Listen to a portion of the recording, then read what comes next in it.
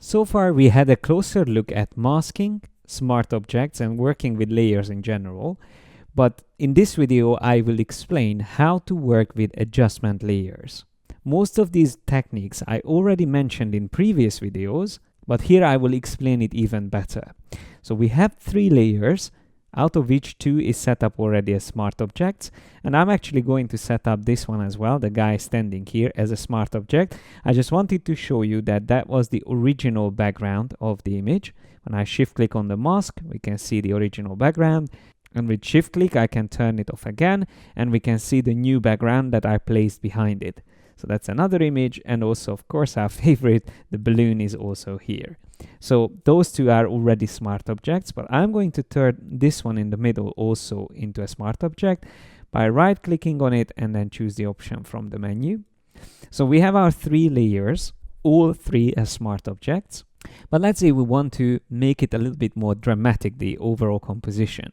So to achieve that, I'm going to use mainly adjustment layers. So we already know the difference between applying adjustment on its own or using it as a layer. And we also learned that we can use adjustments on smart objects as smart filters. I will try both of these techniques in this example. But first, let's choose one of the adjustment layers from here, something that I feel all of these images need, a little bit of additional contrast. So I'm going to use the levels adjustment layer and then drag both the black point up and the white point down. But at the moment it's only affecting our background image, the mountains. When I turn it on and off, you can see it only affects that because it's placed there. The reason for the levels coming up under the other 2 images is because I had the snowy peak selected, and adjustment layers will always be created above your currently selected layer, which is not a problem at all. We can just drag this above the other 2, and now all 3 are affected. We can see before and after. Now I feel like it might be a bit too much for the balloon, so I'm going to drag it down. So the balloon won't be affected, only the cliff and the snowy peaks. So let's see. Now if I turn off my properties panel, we can see before and after. But let's say I want to also increase the vibrance on these 2 layers. Once again, the balloon doesn't need it, so I will only use the adjustment here on top of these 2 layers. So using vibrance, I'm going to increase the intensity of the colors and maybe a bit of saturation as well. So let's see now, again, without vibrance and with vibrance, these 2 layers. In the foreground, we don't have much colors on the cliff, but it still emphasizes the moth on the side and the skin tones on the guy. But now I feel like the balloon and the cliff are both a bit too bright. Because of the overall composition, I think would work better if these are a bit darker. I'm going to use an adjustment layer again. So I go to the curves adjustment layer and just drag the curve down slightly. Now, at the moment, this affects only the cliff and the snowy peaks because that's where the curves is. But if I drag it above the balloon, now it will also affect the balloon image. So let's see if I turn it on and off. We can see now it affects everything. But what if I only wanted the foreground to be affected and the balloon, but not the mountains? Now that is a bit tricky because in that case, I would have to reorder my layers and put the snowy peaks on top to avoid the curves to affect that. If I do that, of course, that messes up the way my images look because the snowy peaks has to be in the background. Now, if I want the curves to only apply to the balloon, but not to the other 2 layers, I could Alt-click between these 2 layers to turn it into a clipping mask. That way the curves now only affects the balloon. When I turn it on and off, you can see how it works. And whenever I see that little arrow next to a layer, that means it's clipped onto the layer directly below it. That's a very useful technique to use with adjustment layers to limit their effect only to layers directly below them. But what if I want the curves to apply both on the balloon and the cliff and guy layers? One way around it would be to select the curves adjustment layer and copy it by holding down the Alt key, click and drag it above the cliff layer, and then Alt or Option click between these 2 again to also create a clipping mask. So now I have the same adjustment on the cliff and also on the balloon. They are not affecting the background. Another way would be to select all these layers together above the snowy peaks, group them by pressing Command or Control G, which will create a layer group, and change the blend mode for this group from pass-through to normal. That way, all the effects within this group will only affect the contents of the group, but nothing outside of that. And it actually works well because I feel like the levels is too much on the foreground, but it's necessary for the background. So I'm just going to drag it out and place it outside of the group.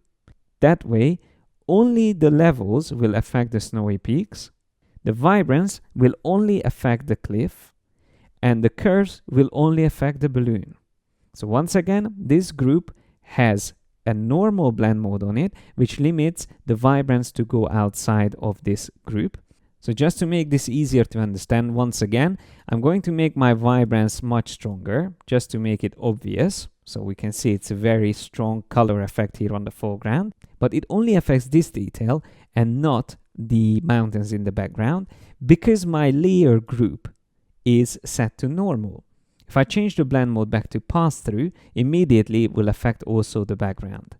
So having everything in this group and being set to normal will be able to limit the adjustment layers within the group to only the contents of the group. So just to try this out, let's add a black and white adjustment layer, which is very obvious. So it will turn everything within the group black and white because that's where I placed it. So let's see what happens if I drag this outside of the group, let's say here on the top, then of course it affects everything. If I just drag it all the way at the bottom, it will only affect the background. And if I want only the balloon to be affected, all I need to do is drag it here between the curves adjustment and the balloon, which are clipped together. So if I let go, now this will also become automatically a clipped adjustment. You can see the little arrow there, and we can see the effect in the image as well. The black and white adjustment is now only used on the balloon. And also don't forget that by using adjustment layers, you have the opacity option with which you can control their effect.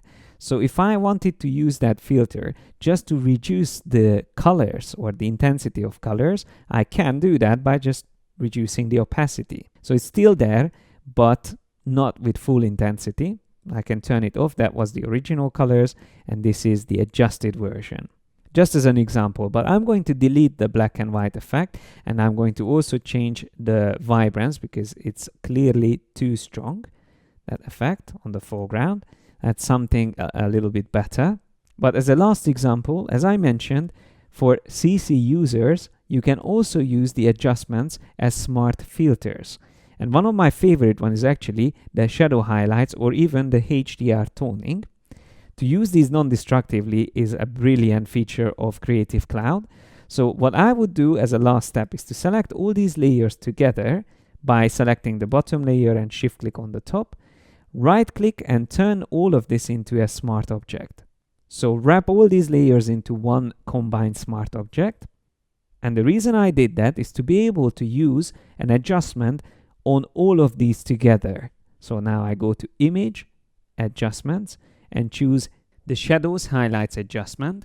And the main reason why I go through this whole round trip to get here is because it's not available as an adjustment layer. But by using a smart object in Creative Cloud, we can apply it as a smart filter. So let me select it. So we can increase the brightness of the shadow details, and we can reduce the intensity of highlights like that.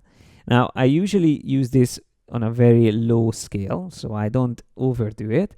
But let's see before and after. Once I click OK, we can turn it off. That was before, and this is after. This is more like a high dynamic range effect for the overall composition. But this was just an introduction of how to use adjustments. And in the next 3 videos, I'm going to go in more detail into the 3 main categories: tonal, color, and contrast adjustments.